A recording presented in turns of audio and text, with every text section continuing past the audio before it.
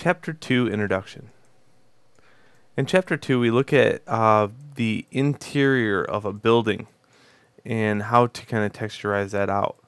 So instead of having, this little tiny wine bottle or whatever I did with the first chapter with cylindrical mapping, this time we're going to be looking at planar mapping, and we're going to look at shells. Okay, and shells look like this. So, you got your, texture. So here I have these shells. They are to be stacked on top of each other. So in the last video, I had to have them individually unwrapped and then placed in different quadrants. Now it's just something a little bit different because we're looking at how to utilize the UV space for environmental texturing. Okay, so not everything's going to be stacked on top of each other like this. Only things that are stacked on top are things that make up this building.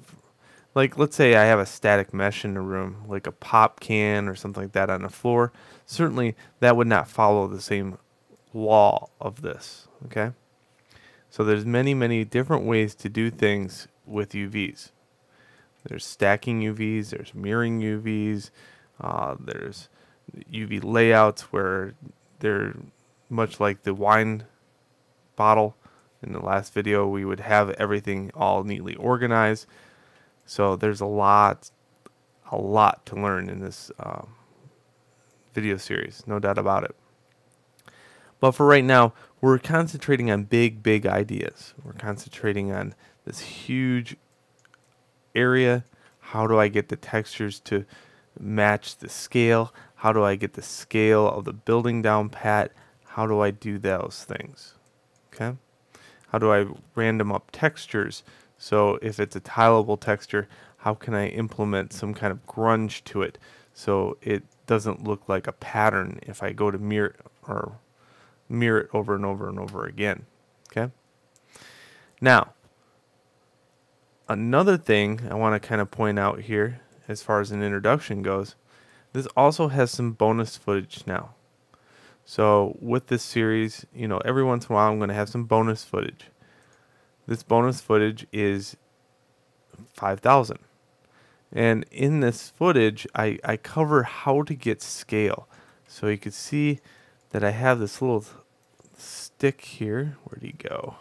He likes to run off every once in a while. Maybe he's not in here anymore. Well, he was this little stick guy, and basically his role was to tell me how big things were. Okay? And that way I can put him up next to the window and say, okay, well, he can look out the window. He can look out the second story if he was upstairs, if I had a floor in place. And if I put him next to a brick, it made sense. So those are the things that I really have to stress with you. It's not just texturing in this class. It's also how to model for texturing. All right. Now that we got our shell done, in the next chapter, I kind of look at some other concepts to add to this, like windows. How do you do windows? How do you do glass? Maybe broken glass, stuff like that. I don't want to kind of ruin it. I'll just tell you that there's going to be more added to this building. Doors, maybe. That would be nice. All right. So enjoy the chapter. Hope you learn a lot from it. And when you are done, meet me in the next chapter.